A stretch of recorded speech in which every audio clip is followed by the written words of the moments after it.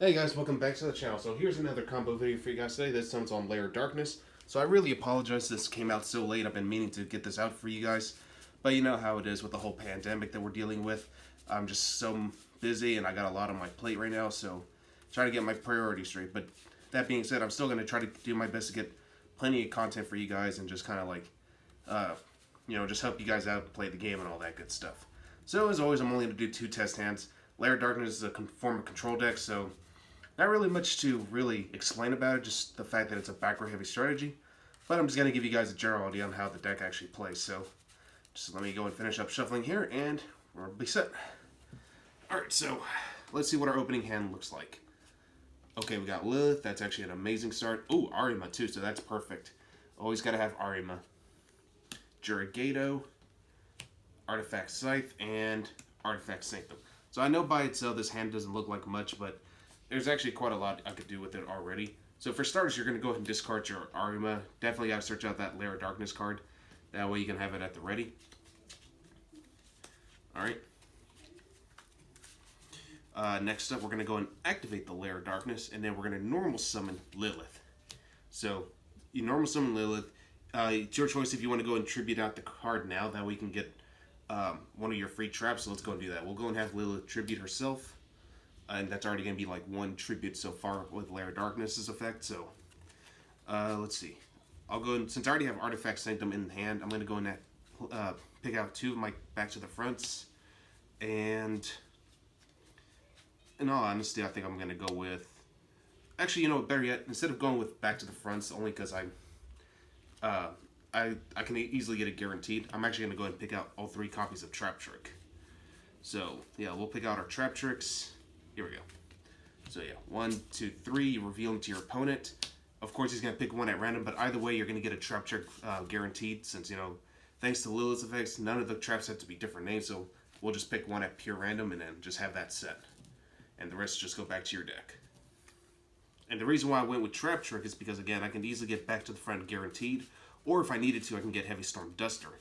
And the cool thing about Heavy Storm Duster is that you can pop the Artifact Scythe that's in our back row, since, you know, it just needs to be destroyed and sent to the grave during the opponent's turn, so that works too. And not to mention, the same thing as goes for your Artifact Scythe, or not Scythe, Artifact Sanctum. If this card is destroyed, well, actually, no, that's not true. Artifact Sanctum does have to be destroyed by your opponent's card effect, but still, you know, you can pop your Scythe and just go with that and just get a free body, lock out your opponent from summoning out monsters from the extra deck for the turn. So we'll go and set our Scythe, since, you know, you can set it on the spell and trap card zone, and we're going to go ahead and set the Sanctum. Now, the one thing I forgot to mention about Trap Trick in the video is that when you activate Trap Trick, you're only allowed to activate one more trap card for the duration of that turn. So, if anything, I'd probably try to bait out your opponent with Artifact Sanctum first. See if he has an Ash Blossom or anything like that. That way, you know, you can like plan ahead if you need to use the Heavy Storm Duster. But if it goes through, great, just leave it alone and then use Trap Trick to get back to the front. That way we can get Lilith back. So at that point, you can pretty much just end your turn. At the end phase, mandatory effect, you actually have to produce a Torment token. I actually forgot to bring out my Torment token, so I'll just use this Primal Being token for right now. And I got some extra sleeves here. Actually, you know, we'll just use the sleeves. The sleeves will be a lot more effective. So we just use that for a Torment token, and that's it. So it's your opponent's turn. You know, he starts getting things ready. Again, you could play Artifact Sanctum at a given time. You can either go for the Scythe this again, you know, just so you can have it at the ready. And because again, this card could always be popped later. You know, you can always do that later. Or if you wanted to, you can go for the Moral Text, since, you know, when it's special summoned during your opponent's turn, you get to pop a card. So it's a really good form of disruption either way. So that goes through, and again, you don't have to go with this. You can just go for the other Scythe if you wanted to. It's really up to you. It all just depends on what your strategy is and so on. So let's say we did go for the other copy of Scythe, and boom, you know, we're already at the ready there. And of course, at any given time, you know, as long as you chain it properly, you can play Trap Trick. We'll banish one of our back to the fronts just to set the second copy of it. And then just like that. And of course, you can activate this card at the same turn, so you can activate it during the end phase. Just wait. That's usually how I like to do it, just wait toward the end phase, so that way I can summon that Lilith in defense mode, and that way she stays safe. So, yeah. And then next turn, you basically just keep tributing out, you know, monsters and just get more advantage. So you can tribute one of your opponent's monsters now with Lilith's special, well, Lilith's quick effect and so on. So like, there's just so much you could do. Not to mention you also have Jurigato, which special summons itself during damage step, and you can tribute it too. So there's like a lot of things you could do with that. So, but yeah, that's just the general concept of how Lair of Darkness plays. So that's just our first hand. Let's go and see what our second hand looks like, and see if we can come up with something a little bit better. This deck's not very combo oriented. You know, there are some cool combos you can do, but again, you mostly just want to focus on the back row. That's where this deck shines. Alright, so let's see what our going second hand would look like.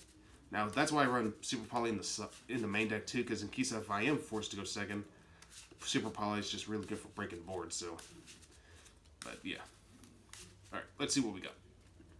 Alright, so going second hand, okay, we got Monster Gate, that's really good. That really comes so well with Lair of Darkness, I gotta tell you.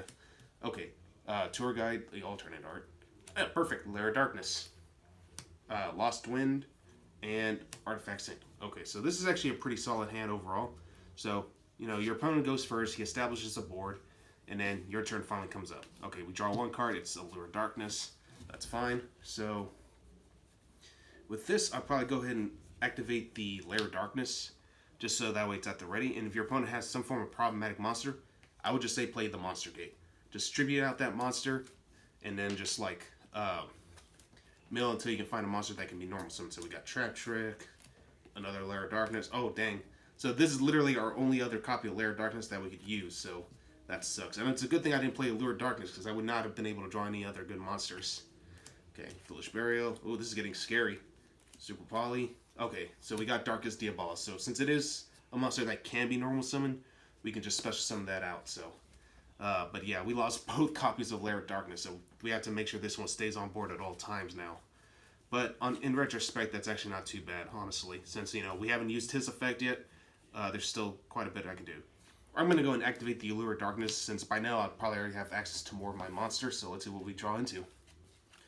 Okay, Super Polymerization and Lost Wind. Well, guess I can't really say that much anymore, so we'll have to get rid of Tour Guide.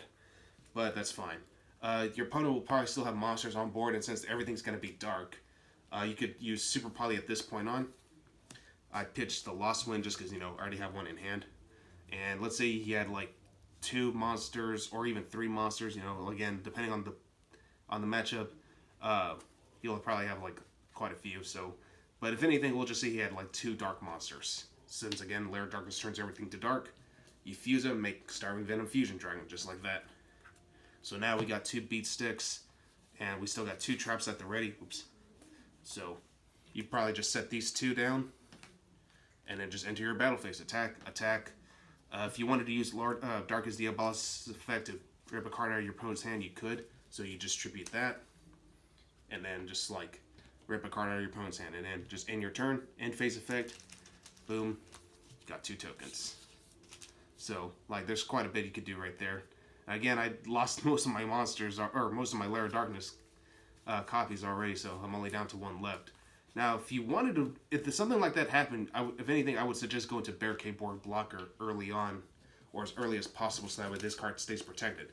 That way you could actually recover your Lair of Darkness cards later on. So, like, right now, this was just like a basic way of doing things, but yeah, generally I would go Barricade Board Blocker and just recover the Lair of Darkness as fast as you can. That way you could just reuse them again later.